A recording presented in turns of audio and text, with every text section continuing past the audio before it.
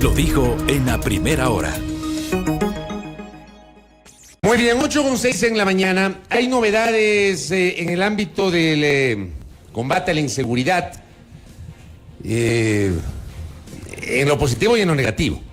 Revisemos los tweets, por favor, Roberto Carlos, del ministro del Interior, publicados hace pocos minutos en su cuenta Twitter. Ahí tenemos el primero. Dice el ministro, como lo dijimos, vamos a dar con los responsables de la explosión de Cristo del Consuelo. Hoy la policía detuvo a un hombre con antecedentes por asesinato y robo. Admitió estar involucrado en el ataque terrorista. ¿Por qué un hombre con esos antecedentes está en libertad? Primer tuit del ministro. Y el segundo: la policía también hizo allanamientos, incautó droga, municiones, una granada, armas de fuego. Ese es el tipo de delincuencia que ahora enfrenta el Ecuador. Un claro mensaje para todos. O actuamos como un Estado articulado y decidido, o las consecuencias serán muy graves.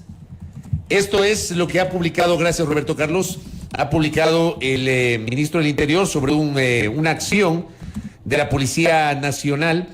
Entiendo que esto ha sido en las últimas horas. Pero por otra parte, ayer, por ejemplo, hubo una explosión controlada de un hula hula en el Guasmo Sur, en Guayaquil. Tuvimos acá anteayer en Quito, en el sector de Iñaquito, igualmente una explosión controlada de un paquete que habían encontrado abandonado por el mercado. El colega Paul Tutibén publicó hace hora y media más o menos en su cuenta Twitter: asesinatos a domicilio no se detienen. Pareja de esposos fue asesinada cuando llegaba a su domicilio en la 20 y El Oro, suburbio de Guayaquil. Ayer una familia fue asesinada. Es el estado de cosas que estamos enfrentando en el Ecuador en materia justamente de la inseguridad. El general Luis Altamirano visita nuestra mesa de trabajo, especialista en materia de seguridad, excomandante general del Ejército, para hablar justamente sobre estos temas de inseguridad. Señor general, ¿cómo le va? Bienvenido, buen día. Fabricio, buenos días, de igual forma a Belkis, y un saludo a todas las personas que nos escuchan. ¿Cómo analizamos el panorama que está enfrentando el país y particularmente Guayaquil, derivado de lo que pasó el día domingo en Cristo del Consuelo, la declaratoria del estado de excepción en Guayaquil, Durán y San Borondón y estos otros hechos que estamos refiriendo, general? Bueno, Fabricio, no podemos desconocer la acción profesional que tiene la Policía Nacional y los evidentes resultados que se han visto en las últimas horas. Sin embargo, en términos de política pública de seguridad existe un déficit impresionante. Mire, el crimen organizado no puede verse exclusivamente desde un discurso de lo moral, del enfrentamiento del bien y del mal. Hay que analizar las condiciones sociológicas que lo producen. Es una clase ascendente y como toda clase ascendente lo que busca es poder económico, inclusive reconocimiento social e influencia de carácter político. Es decir, no podemos, en un tema tan complejo, en donde existen fases de desarrollo de las diferentes organizaciones criminales, el simplemente dar una respuesta a través de estados de excepción, es decir, exclusivamente de una forma reactiva, sin pasar por soluciones de carácter estructural. Yo le diría que el gobierno tiene un discurso, no solo en el ámbito de la seguridad, sino en otros, la salud, la educación, etcétera, un discurso que se asienta prácticamente en el puro plano demagógico. Ahora bien, general, bienvenido nuevamente. En medio de todo esto, y como titula un portal digital, se desempolva el tema de la consulta popular por parte del gobierno, en la que se pretende, a través de estas preguntas, también abordar los temas de seguridad. Un aspecto cuestionado por algunos, ya que lo entienden o lo miran como una manera de trasladar esta responsabilidad que le compete al Ejecutivo como tal a la ciudadanía. Y de otro lado también es cuestionado en el sentido de que esto no dará soluciones en lo inmediato, porque se estima que esta consulta popular coincida con las seccionales del próximo año. ¿Cómo lo mira usted? Sí, mire, justamente lo que yo le menciono. Estamos hablando en el plano de la pura demagogia. ¿Qué hace el gobierno? Apela al miedo, apela al prejuicio, apela a las emociones y apela a promesas futuras. Ya, revisemos algunos hechos. Cuando el Ejecutivo apela al prejuicio, liga, por ejemplo, la protesta indígena con el narcotráfico. Determina que el comportamiento de la Asamblea en la votación que se dio de la ley del uso legítimo de la fuerza era porque había intereses con organizaciones de carácter criminal y delincuencial. Gravísimo. Cuando en el análisis que he hecho de este cuerpo legal había inconsistencias en las objeciones del Ejecutivo en materia de constitucionalidad, de dictámenes de la Corte Interamericana de Derechos Humanos, de sentencias que se habían dado inclusive por la propia Corte Constitucional y de los estándares internacionales. Si vemos, por ejemplo, cuando el gobierno apela al miedo, lanza en el discurso un plan Colombia que no sabemos qué contenido tiene, es un plan Colombia para el Ecuador. El plan Ecuador. El Ecuador. Sí, pero así dijo, es un plan claro. Ecuador, pero como el plan Colombia. Dice que vamos en una guerra contra el narcotráfico. No sabemos de qué consiste. Y quién sabe, esto puede gustar a la gente. Y tenemos este atentado ahora, y se dice que nos han declarado la guerra al Estado, cuando el crimen organizado no es que una organización criminal, cualquiera que sea esta, maneja ese monopolio privado de la violencia. Porque existen varias organizaciones y hay un espacio de disputa. Y cuando, por ejemplo, tenemos situaciones de apelar a las emociones, entonces lanzamos el hecho de que muchos políticos están molestos con el gobierno porque se les está tocando el dinero en el bolsillo por sus vinculaciones con el crimen organizado. Claro que hay cooptación, hay penetración, estamos en un estado avanzado en las etapas del desarrollo del narcotráfico y actividades conexas. Dice que somos el gobierno que por primera vez ha enfrentado al narcotráfico. Entonces yo también le preguntara al ministro del Interior, ¿qué hizo usted en el tiempo que era comandante general de policía, en donde existen muchas atribuciones que señala la ley orgánica de la policía? Porque usted tiene la representación legal, judicial y extrajudicial de la institución y la gestión de una serie de proyectos. ¿Qué se hizo ahí si este es el gobierno que por primera vez está atacando el crimen organizado? Entonces apela a las emociones, generar aplausos. Estamos en el tercer lugar de la incautación de drogas. Claro, es que no vamos a estar en otro lugar porque estamos junto a dos grandes productores de droga. O sea, no esperemos que esté en el tercer lugar, medalla de bronce, Alemania, ni tampoco que esté Italia. Pues ahí tenemos de otro tipo, son lugares, por ejemplo, de arribo. Y ahora yo escucho las declaraciones del director del SPOL y me llaman la atención. Dice, bueno, esta es una de las pocas acciones positivas que ha hecho la justicia. Entonces, apelamos nosotros a estas emociones. Y no se diga, le digo, Fabricio, a estas promesas de futuro que ahora vienen acompañadas, y le digo, Belkis, con la pregunta que me hizo, acompañadas de que vamos a preguntar en una consulta popular lo que tiene que hacerse. Muchos sabemos lo que tiene que hacerse. El gobierno ha apalancado en dos figuras retóricas su discurso. Y la una está directamente relacionada con el hecho de echar la culpa al pasado. Claro, en el pasado hay errores, como todos. Aquí hubo un proceso de desinstitucionalizar la seguridad. Se elimina la Secretaría Técnica de Prevención de Drogas. Eso se hizo en el gobierno de Moreno. Claro, cuando eliminaron la secretaría CTE ciertas atribuciones las pasaron al Ministerio del Interior, como se llamaba en ese momento, antes de cambiarlo de gobierno, y otras al Ministerio de Salud. Y otras al Ministerio de Salud. O sea, la prevención pasó a salud. Se eliminó el Ministerio del Interior. Se eliminó el Ministerio Coordinador. Se eliminó el Ministerio de Justicia y Derechos Humanos. Cada uno hacía rectoría y permitía una macroarticulación del Estado. Bueno, sí, problemas del pasado, pero si yo voy a gobernar, vengo con un plan, tengo una visión estratégica clara y no puedo ser reactivo, porque a todas luces el problema de la seguridad se le plantea al gobierno como una prioridad cuando ocurren los hechos de junio, de julio, los hechos de agosto, septiembre, en el problema de las cárceles, cuando ya teníamos la gran masacre del 23 de febrero, del año en que asumió la presidencia, pero antes de que él asuma la presidencia. Y teníamos una degradación de situación de seguridad desde el 2019, que era evidente. Entonces ahora, ¿qué le vamos a preguntar al pueblo ecuatoriano? Le vamos a preguntar algo que es obvio para simplemente decir que a través de la consulta popular yo tengo un respaldo de naturaleza popular. Me parece irresponsable. Esta es una de las cosas que se trabaja para prometer un mejor futuro.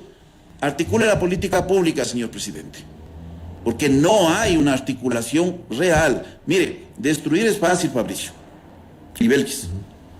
reconstituir estas instituciones, porque no solo es de firmar un decreto, pero mire había experiencia personal, pero mire, por ejemplo, había Ministerio del Interior, eliminaron el Ministerio del Interior, crearon el Ministerio de Gobierno, relegaron a segundo plano los temas de seguridad. El presidente Lasso se dio cuenta de eso. Hablo de que esto fue adoptado en el gobierno anterior. El presidente Lasso, luego de varios meses, se dio cuenta de eso, reconstituyó el Ministerio del Interior, eliminaron el Ministerio Coordinador de Seguridad en el gobierno anterior. En este gobierno, hace unas pocas semanas, crean una Secretaría de Seguridad Pública del Estado con las mismas atribuciones del Ministerio Coordinador. O sea, ¿qué pasa? ¿Cómo se entiende esto? ¿Qué ha pasado? Sí, Fabricio, pero usted puede hacerlo, lo hace en un papel. Reconstituir una institución, porque la institución es más que un edificio. La institución son personas, y personas requieren experiencia y capacitación, y eso no se obtiene de la noche a la mañana. Pero si voy a asumir la presidencia de la República, yo tengo que venir con un plan y con una visión. Este es un sector que ni siquiera estaba entre las prioridades del presidente de la República. Y le digo, ¿cómo se vende esta esperanza? Con promesas que no se asientan en la realidad. Yo aquí mismo con usted o en otro programa habíamos conversado, Fabricio, sobre estos anuncios de estas promesas a futuro que buscan levantar las emociones, de 30,000 policías para futuro. Lo he dicho de una forma clara. Es una tremenda irresponsabilidad lo que se está haciendo. Porque primero involucra unos costos que son insostenibles para el Estado. Solo en términos salariales y alimentación, 30,000 policías más, porque eso es lo que se está prometiendo. O sea, terminaremos con 82,000 policías en 3 años. Significa 600 millones de dólares. Y en uniformes y gastos operacionales, un estimativo de 200 millones de dólares más. Mire, el presupuesto de la Policía Nacional actualmente es 1.396 millones de dólares. Estamos hablando de un incremento sobre el 60%. Mientras tanto, se anuncia de que se han entregado recursos, y le voy a decir, de los 13 millones que constan en las proformas presupuestarias y digamos ya en las células presupuestarias actuales, ahí hubo una modificación, se ingresó un valor de 13.600.000. ¿Sabe cuánto se ha ejecutado y se ha comprometido para decir que están en procesos precontractuales? Hasta el 2 de agosto, porque he tenido que conseguir estas cifras a través de amistades, porque trabajé en el área de gestión estratégica, porque no están disponibles para el público, porque no se cumple la ley de transparencia y acceso público de la información. Si yo le digo, Fabricio y Belkis, ustedes van a pensar que me he equivocado. 5.200 dólares de 13 millones. Esa es la gran verdad. Es como muchas cosas que se dice aquí, y disculpe que voy a hacer un paréntesis al tema. Aquí cuando se dice de que el gobierno está cumpliendo con la entrega del 40% de las pensiones al IES, eso es totalmente falso. Cuando usted lee el presupuesto, encuentra que tiene un ejecutado del 84%, pero cuando ve el valor del pagado, es apenas 118 millones de dólares. ¿Sabe cuántos 118 millones de dólares? Equivale a un mes del 40%. Estamos hablando de un 8.4%. Entonces, estos discursos se caen por el propio peso, por las cifras. Y son cosas impresionantes. Estos 13 millones que se conocen como egresos de capital para inversión, ¿sabe cuánto equivale al presupuesto de la policía en este momento? El 1%. ¿Cómo es posible que queremos aumentar en gasto corriente, solo en salarios y en alimentación, que eso no se puede dejar de pagar mes a mes, un presupuesto de 600 millones de dólares, cuando se requieren recursos para desarrollo de inteligencia, para capacitación, para equipamiento, y sobre todo cuando uno tiene una perspectiva de la seguridad mucho más amplia, se tiene que fortalecer la función judicial? Porque en el estado que estamos en este momento de desarrollo del crimen organizado, porque hay 3 fases. Hay una fase que se llama predatoria, esa ya hemos pasado. Y hay otras organizaciones que están en esa fase. Hay una fase que se conoce como parasitaria. Estamos en la transición entre lo parasitario y lo simbiótico, porque la primera fase está desarrollado a través de imposición de violencia, en donde hay un rechazo de la sociedad. Pero en la segunda fase se va generando nexos con la sociedad porque se establecen, por ejemplo, esta razón lógica de trabajo versus necesidad. Correcto. Entonces muchas áreas de la población dicen, bueno, a la final nos están dando de comer, porque yo tengo una actividad y tengo un trabajo. O sea, no se está comprendiendo el fenómeno estratégico y se está solo pensando que la solución es a través del uso del monopolio de la violencia legítima del Estado, es una solución policial, una solución de carácter militar. Correcto. Y en este sentido, ¿qué implica actuar como un Estado articulado y decidido, como señalaba esta mañana en su cuenta de Twitter el ministro del Interior, de manera que no resulte un discurso vacío? Primero, no comenzar a tomar este tipo de decisiones que pasan una factura gravísima al futuro. Porque mire, hoy mismo están en un proceso de incorporación de 7.000 policías. Y mire, mañana vamos a estar solucionando este problema que hoy es de la coyuntura, se va a transformar en un problema estructural dentro de la policía. Una institución jerárquica. De repente usted ingresa 10.000 policías por año. ¿Cómo va a funcionar esa jerarquía a futuro? ¿Cuáles van a ser los procesos de penetración que va a tener la propia organización policial? Porque ya existen. No solo existe ahí, existe en el Ejecutivo, existe en el Legislativo, existe en la función judicial, existe en los cuerpos de seguridad, en procesos de formación totalmente reducidos, en donde no analizamos que educar a una persona no es como fabricar un artículo. A un artículo yo puedo disminuir su tiempo de fabricación en una línea de producción cuando yo incorporo tecnología. Pero aquí no es que simplemente yo voy a formar policías en 6 meses. Lo propio de estas situaciones que se tiene que hacer, primero dejen de hacer estas cosas y estos anuncios. En la SNAI se toma una decisión de incorporación de 1.300 guías penitenciarios. Otro fracaso. ¿Por qué? Porque mire, proceso de formación reducido. Número 1, una institución que en este momento no sobrepasa los 1.500 guías en servicio. A nivel nacional. A nivel nacional, que tiene que tener jerarquía. ¿Cómo va a ejercer usted los mecanismos de supervisión y control cuando de repente usted tiene una sola promoción que sale de 1.300? Se tenía que buscar otras alternativas. Y ahí, por ejemplo, lo que me dice Belkis. ¿Qué alternativa existía? Convocar, por ejemplo, a personal en servicio pasivo de Policía Nacional y de Fuerzas Armadas a través de un régimen especial de una carrera corta de 10 años, de 5 años, eso tenía que analizarse, para irle moldeando y dar estructura e ir formando los guías penitenciarios para darle en un momento la institucionalidad que necesita. Pero estos discursos son vacíos porque cuando uno ve el manejo de la coyuntura se asusta. De los 30 millones .6 de inversión que tiene el SNAI, hay el proyecto más importante que es de aproximadamente 26.6 millones de dólares. ¿Sabe cuál es el nivel ejecutado al 2 de agosto? 1.59%. ¿Cuál es el nivel comprometido y ejecutado? Porque se hace compromisos, proyectos de inversión se pagan posteriormente, hay fases precontractuales, apenas del 5%. Fabricio, ese dinero no lo van a gastar. Sí, incapacidad de gestión. Entonces, yo tengo que articular otros ejes. No puedo pensar exclusivamente que el problema de inseguridad lo ataco reforzando instituciones encargadas de la seguridad. Aquí hay un rol importante de la unidad de análisis financiero como parte del Ministerio de Finanzas. Hay que reforzar, se requieren recursos. La función judicial tiene que ser reforzada, no solo la creación de salas especializadas, ¿Usted no cree, capacitación. ¿Usted no cree que hay un plan integral general? Es decir, ¿usted cree que con lo que nos está diciendo, yo de alguna manera interpreto que lo que usted siente es que hay medidas aisladas y no un plan integral? Mire, a todas luces, lo que estamos viendo es una serie de acciones que son de carácter reactivo y muchas aterrizados en este discurso demagógico, asentado en estas dos figuras, que la culpa es del pasado o la culpa es del otro. Entonces aquí echamos la culpa, lo que está pasando es la culpa de la Asamblea. Ahora decimos que la culpa de Guayaquil es culpa del alcalde. ¿Usted no cree que es correcto haber adoptado el estado de excepción en Guayaquil, Durán y San Borondón, que implica además la movilización de las Fuerzas Armadas? Mire, se toman medidas de emergencia frente a situaciones de crisis como la que estamos viviendo. Pero por detrás de cualquier medida de emergencia se deben ir tomando decisiones de naturaleza estructural.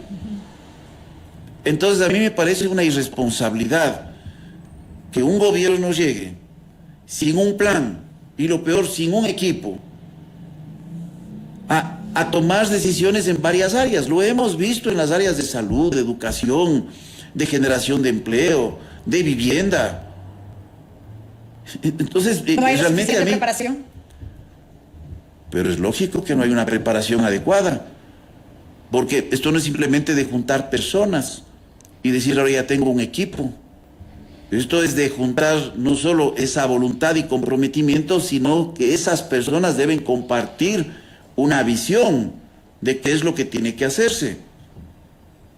Yo no sé si habrá un pronunciamiento sobre este tema de los 30.000 policías. Nadie lo dice. Y le digo, Belkis, lo grave. El presidente se va en aproximadamente 3 años y queda una factura. Porque lo que estoy diciendo es grave. Imagínense, 800 millones de dólares va a significar en un presupuesto actual de 1.396 millones de dólares. Es gravísimo. Y sobre todo tomando en cuenta que 600 millones son gastos corrientes y 90 millones son de uniformes, que no se puede dejar de dar. Entonces yo me pregunto, si usted revisa el presupuesto, le han entregado 13 millones adicionales, con un nivel de ejecución bajísimo, 0.04%, eso equivale a $5.000. Y tienen para bienes y servicios de consumo en la proforma presupuestaria 64 millones, el 4% del total del presupuesto. Mañana, ¿de dónde van a tener recursos para los gastos operacionales que vienen de esa partida de bienes y servicios de consumo? Porque no hay que olvidarse, el 94% del presupuesto de la Policía Nacional se va en salarios. Entonces estamos aumentando un pie de fuerza de manera desmedida. Pero se supone que allí no podemos hablar de gastos, sino de una inversión, en el caso de, las de la policía. Fabricio, hay que aumentar, tomando en cuenta una serie de factores. O sea, no aumentar por aumentar. Es que, miren, me parece que fue el 8 de abril que ingresa el ministro Carrillo. Y a los pocos días el presidente dice 30.000. ¿Se reuniría con su staff? ¿Recogería, se analizaría profundamente este tipo de decisiones? Hay una mirada angosta del problema. La factura se pasa a futuro. No se olvide los problemas organizacionales que va a tener la policía, los problemas de penetración. Si Dios nos da vida, en 4 años estaremos aquí comentando de los graves problemas de penetración que tienen los organismos de seguridad, porque primero ya existen, pero con procesos de esta naturaleza, ¿qué podrá pasar? Entonces yo creo que tiene que actuar con mayor responsabilidad. Y no hay que olvidarse que este ingreso de 30.000 policías en 4 años, ese 10% ya no serán subtenientes, serán tenientes. Y los policías de línea ya no estarán en el primer año, serán cabos segundos. La planilla sigue subiendo. Y hay áreas, por ejemplo, en donde se está llamando a especialistas.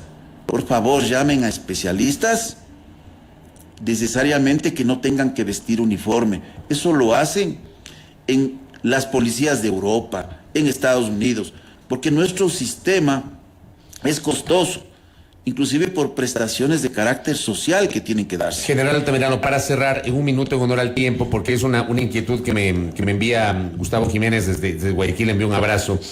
Dice, ¿qué ha hecho el gobierno actual sobre la denuncia de los Estados Unidos respecto de la contaminación del narcotráfico en altas esferas del cuerpo policial? Creo que esto también está o va de la mano con el estado de cosas que estamos comentando, general. En un minuto, tenga la gentileza. Claro, todos sabemos que el crimen organizado en estas fases que le menciono, especialmente en la segunda fase, ya no solo tiene una influencia local, sino busca tener influencia de carácter político y económico y tratar de irse vinculando a organismos de seguridad. El problema es que entremos en una tercera fase de afianzamiento, en esta fase que se llama de simbiosis, en donde hasta la sociedad precisa de las organizaciones criminales para subsistir, se dan estas economías.